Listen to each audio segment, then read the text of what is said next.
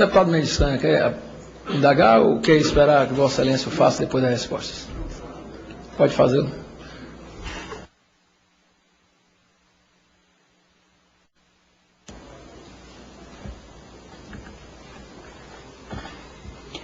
Bom, em primeiro lugar, queria cumprimentá-lo pela oportunidade dessa iniciativa, cumprimentar os palestrantes e dizer o seguinte. Primeiro, quando nós tomamos uma aspirina para dor de cabeça, ela tem um efeito paralelo que é de anticoagulante.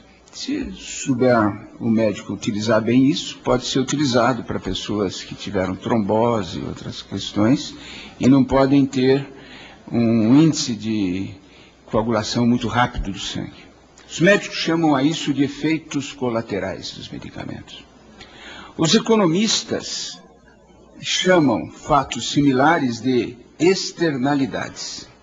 Quando se tem uma política pública que tem um efeito paralelo positivo, eles dizem, olha, tem uma externalidade positiva.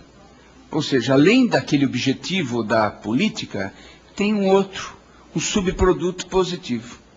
Quando se tem uma política pública que tem uma externalidade a mais, nós já devemos abraçá-la. Porque nós estamos conseguindo dois resultados com um custo só. Eu não conheço de todas as políticas públicas nenhuma que se compare à dos biocombustíveis, que tem 5 externalidades. Primeiro, macroeconômica. Cada barril de biodiesel que eu produzo é um barril de diesel a menos que eu tenho que importar.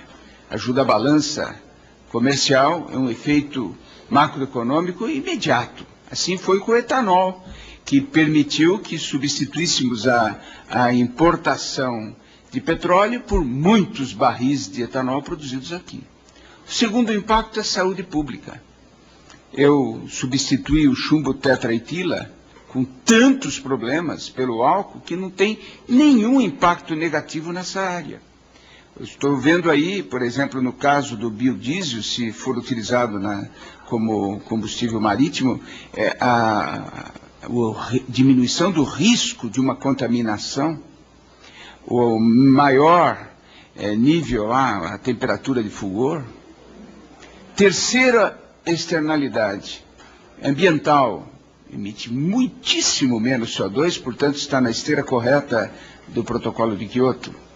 Quarto, bioeletricidade. Eu utilizo o bagaço para produzir energia e afasto o risco de um apagão, como ocorreu em 2001. Quinta externalidade, fico menos dependente dos países árabes, sempre com problemas políticos. E a sexta, mais importante de todas, eu crio empregos aqui no país.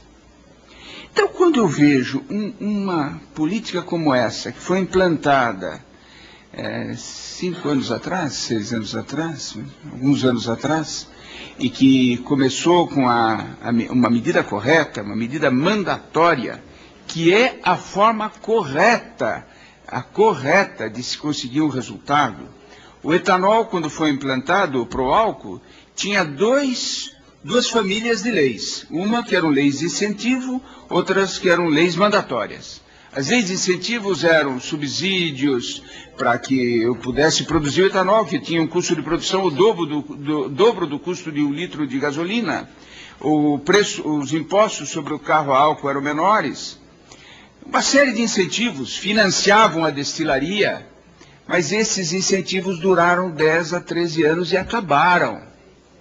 Mas a medida mandatória, a obrigatoriedade da mistura, que começou com 20, hoje está entre 18 a 25, permaneceu ininterruptamente por mais de 30 anos, não deixou de valer nem um dia. E foi essa medida que criou o mercado cativo para o etanol, que permitiu, esse mercado cativo, que eu estabelecesse uma curva de aprendizagem, uma learning curve, que permitiu que os produtores fossem incorporando tecnologia e hoje conseguissem produzir o etanol para competir com a gasolina sem subsídios. Sem subsídios.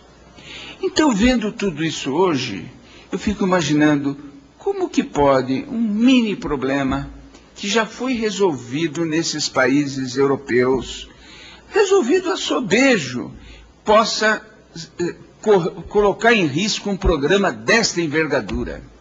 Como é que pode o risco de ter um probleminha tecnológico aí colocar... É uma coisa insignificante perante o que ele pode trazer de bem para o país. Então, quando escuto, por exemplo, falar do negócio do cobre, eu não entendo por que a ANP não determinou já, ainda mais que 80% dos equipamentos são das grandes produtoras, por que ela não deu um prazo? Em tantos meses, troque-se esse equipamento. Por que não fez isso? E hoje, as suas colocações, doutora Rosângela, são como se o responsável por tudo isso fosse um ente externo, não fosse a ANP. A responsável é a ANP. A questão do sebo, precisa de novas pesquisas? Então não autoriza o biodiesel de sebo, enquanto não tiver essas pesquisas. Como é que pode? Porque tem uma percentagem de biodiesel de sebo, ele coloca em risco o programa como um todo? Não tem sentido. Todas essas medidas podem e devem ser prioridade de governo. E nós estaremos ao seu lado, se for preciso reivindicar mais recursos para pesquisa, mais dotações para que a ANP cumpra esse papel de defender o Estado, defender o bom funcionamento dessas políticas públicas que fazem bem ao país. O biodiesel faz bem ao país. Ele não pode correr o risco de sofrer um arranhão por causa de um problema tecnológico. Muito obrigado.